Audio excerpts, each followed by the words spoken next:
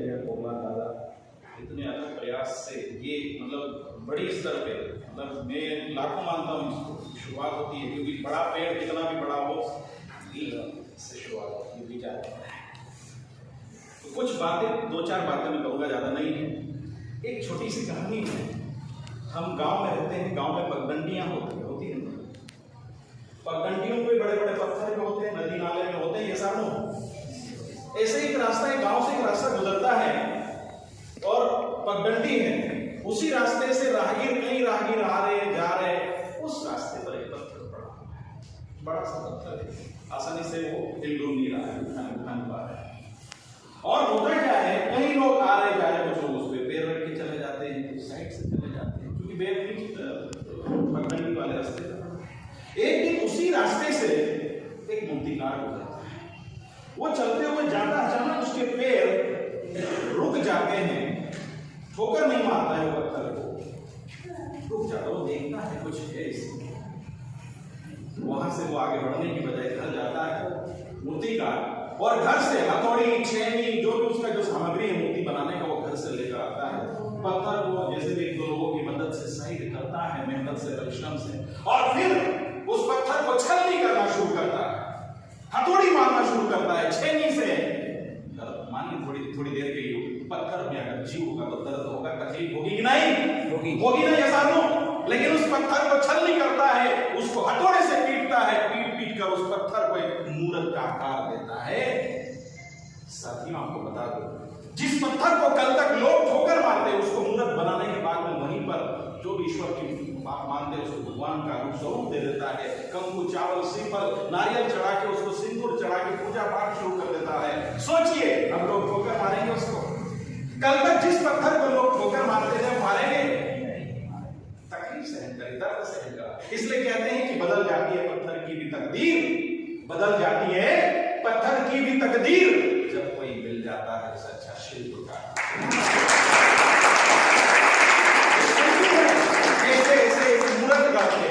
तालियां जोरदार। आपको क्या लगता है, मेरे बचपन से, मेरा 12वीं के बाद घर से कभी मुझे याद है मेरे पापा से कभी शादी कर देते हैं, कम उम्र की शादियां कर देते हैं? नहीं गया। 500 रुपए महीना मैंने शुरू में काम किया। अब क्या काम किया मैं नहीं बताऊंगा। 500 रुपए नहीं, घर नहीं गया, घर नहीं गया। वही धीरे धीरे अंग्रेजी सीखी, अंग्रेजी को सीखते और ट्यूशन पढ़ाना सीखा, और धीरे धीरे भारत सरकार द्वारा, राज्य सरकार। लेकिन इसलिए कहते कुछ लोग क्या है, टूट जाते, बिखर जाते, इसलिए दबाव के आगे, संघर्षों के आगे कुछ लोग टूट कर बिखर जाते हैं, लेकिन कुछ लोग संवर जाते हैं। बिखर जाते हैं, संवरना नहीं, बिखरना नहीं, संवरना है, मेहनत लगती है उसे। साथियों, आपको बता दें, मैं ये बताना चाहता हूं कि जीवन में यदि हमने कुछ, हमें कोई मार्केट से जितनी कीमती चीज हमें खरीदना होती है उतनी कीमत चुकाना पड़ती है। आप सोना लेने जाओगे उतनी कीमत, चांदी लेने जाओगे उतनी कीमत, हीरा खरीदने जाओगे उतनी कीमत। जिंदगी में भी ऐसा ही है, जितनी बड़ी सफलता उतनी ज्यादा कीमत चुकाना पड़ेगी। वो कीमत क्या है? पैसे की, मेहनत की, अनुशासन की, डेडिकेशन की कीमत अदा करना पड़ती है, तब जाके बड़ी मंजिलें हासिल हो। कीमत चुकाने के लिए तैयार है।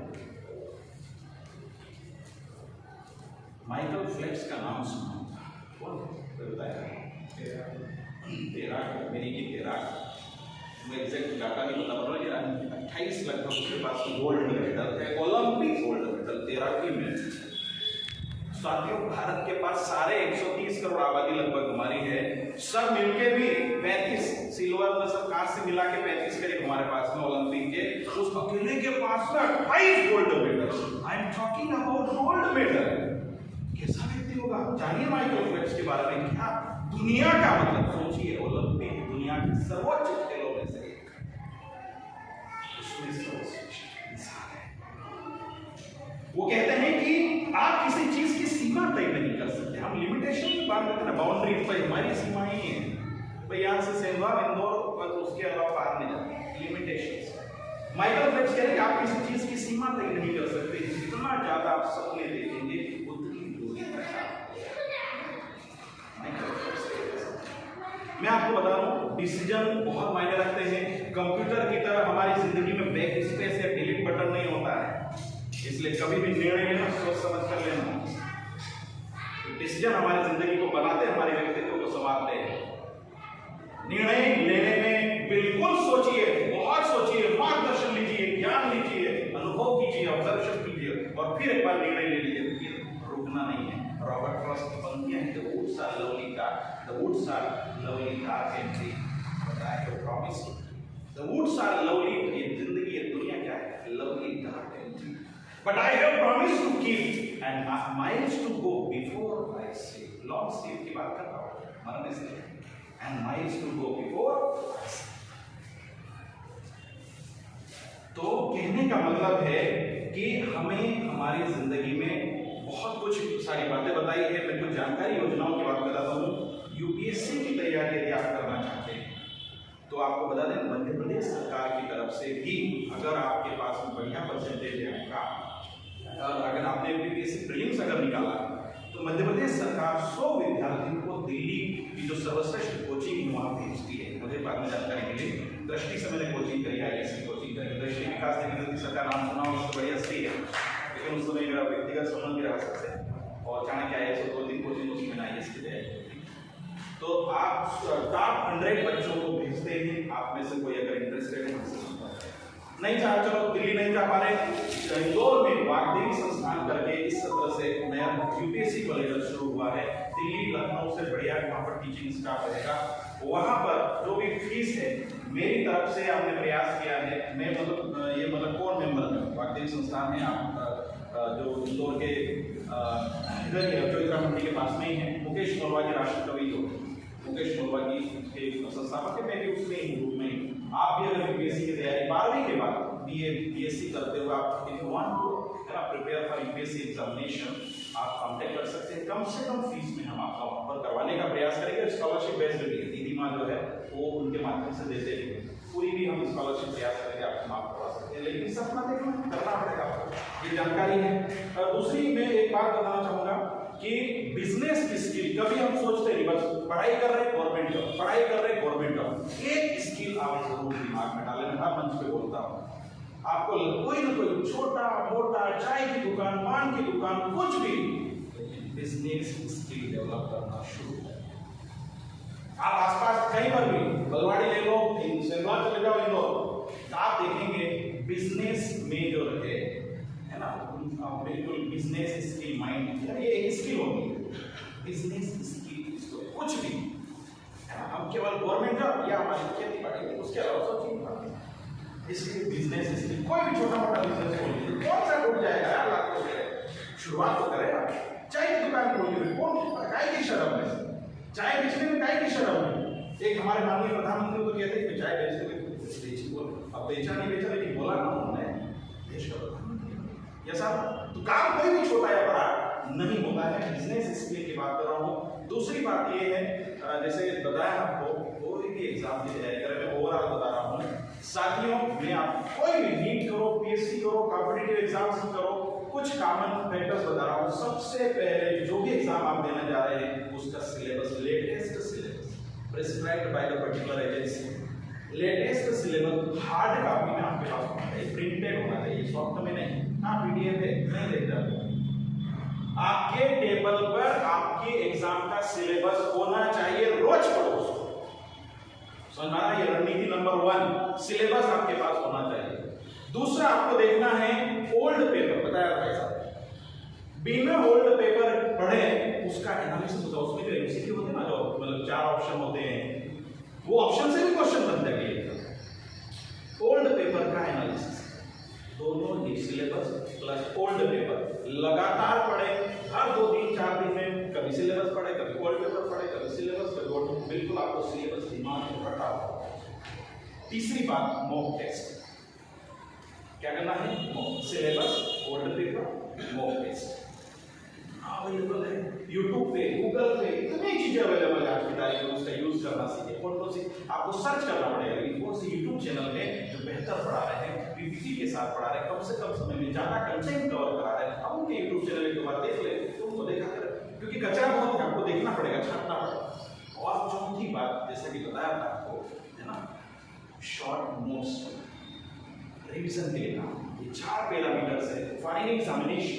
If you are preparing for any examination, these are 4 pillars: syllabus, old paper, है ना, mock test and short notes। ये आपको तैयारी करना, समझ आ रहा है? ये सब क्योंकि सबने ये सब बिल्कुल मोटिवेशन और होना चाहिए। मेरा पर्सनल डायरी मेंटेन करें, आज की तारीख 9 जून 2023 जिंदगी की परिवर्तनकारी तारीख होना चाहिए। कोई आए थे हमारी सोच को बदलने के लिए, हमारी जिंदगी को संवारने की बात करने के लिए, देख लेना और 10 साल 5 साल बाद कुछ हो जाएगा।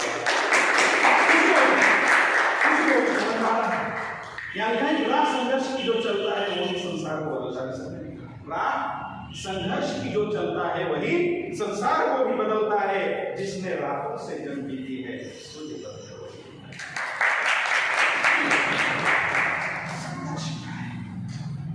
कंसिस्टेंसी, लगातार। ये नहीं कि आपने 2 दिन 4 दिन आज मोटिवेशन मिला, 2 दिन 4 दिन सुबह 5 बजे उठे, अगले दिन भी उठ गए, फिर 6 बजे 8 बजे आज कल उठेंगे, आज नहीं कल कभी नहीं, जीवन में कभी नहीं। कंसिस्टेंसी का मतलब यह है कि एक नियत ऊंचाई से अगर कोई एक पानी की बूंद लगातार टप टप टप टपकती है ना, तो पत्थर में छेद करने की ताकत है। ये कंटिन्यूटी, ये निरंतरता, ये लगातार करने की ताकत। कोई भी काम लगातार आप करते रहिए, निरंतर करते रहिए। विराट कोहली भी आप देखिए, हालांकि बड़ा नाम है, 3 साल 4 साल से लगातार फुला कुछ नहीं किया, देखो वापस आए। मतलब आप जानते हैं, तो कहने का मतलब ये छोटी छोटी बातें थी। फिर से मैं आपके बीच में उपस्थित हुआ और आपको बता दूं, संघर्ष भी है, सब होता है। सपने हमने कभी यहाँ बात करी कि आपको बड़ा सपना देखना है तो इतने पैसे होना, तब आप ये वाला सपना देख सकते हैं, इतने पैसे होना तो ये वाला सपना। ऐसा हुआ क्या अभी तक? ऐसी बात करी क्या हमने? नहीं करी। फिर सोचो ना, बिल्कुल सोचो।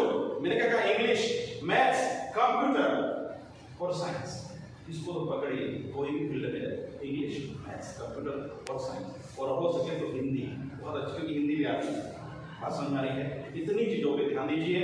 बिल्कुल देखिए, कितनी भी रात घनी, जैसे आपने मान लिया 2000 का नोट है, 100 का नोट है, और दोनों को बिल्कुल आप ऐसा करके मिट्टी में मिला दो, कीचड़ में मिला दो, कुछ भी, लेकिन उसकी कीमत नहीं कम होती है।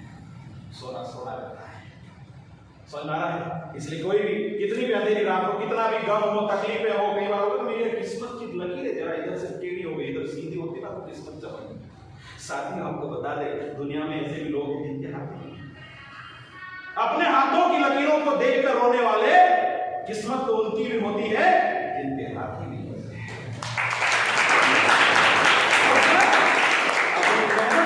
और कर्म पे करना पड़ता है। और लास्ट बात यही है कि गम हो, ये हम लोग हैं अभी, आप ये नहीं कि हम लोग आए और चले गए। बोला जाता है जब भी आवाज लगाएंगे हम कोशिश करेंगे आएंगे। बोला मैंने बोला ना कि हमने गली संपर्क किया, मैं बहुत कम जाता हूँ, रेयर केसेस में आजकल समय थोड़ा नहीं दे पाता हूँ, कुछ अपनी व्यस्तताएं हैं। बोला क्या कर रहा हूँ, सुनो विश्वसनीयता। बोला मैंने काम सब काम छोड़ के, मेरे परिवार को कहीं लेके जाना था, नहीं आ गया आपके बीच में। 5 आए और भैया ने की बात करो, मैंने भी कहा, मैं बिल्कुल एक भी आता जिस एनर्जी से भी बोल रहा ना उसी एनर्जी से बोलता, और 100 क्या है उसी एनर्जी से। 5-5 हजार लोगों को भी हमने संबोधित किया, भैया तुम्हारे पास 10-10 लाख लोग। इसलिए लास्ट बात ये है कि गम होगा, तकलीफ होगी, अंधेरा होगा, लेकिन कितनी भी लंबी घनी अंधेरी रात उसका सवेरा होता है। लास्ट पंक्ति कहकर अपनी बात को विराम देता हूं कि गम की अंधेरी रात में खुद को न बेकरार कर, गम की अंधेरी रात में खुद को न बेकरार कर, सुबह जरूर आएगी, सुबह का इंतजार।